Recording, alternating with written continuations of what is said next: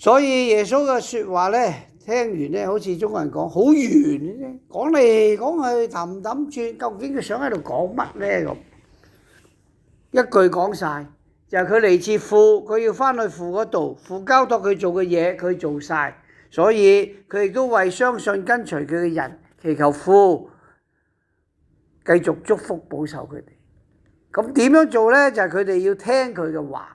就好似今日保祿宗徒喺第一篇書信所再一次將佢傳教嘅呢個咁嘅心理歷程去交代。而今日慶祝嘅非洲烏干達嘅呢啲殉道者，亦都因為信仰嘅話，所以使到佢哋咧毫無恐懼去為主作證，甚至交出自己嘅生命。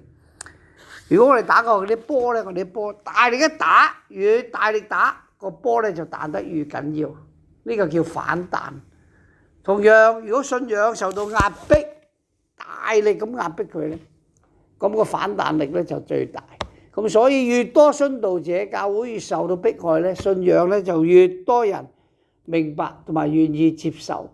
所以讓我哋祈求上主幫助我哋，使到我哋明白點樣喺苦難之中，或者喺困難之中，喺挑戰裏邊為主去作我哋嘅見證。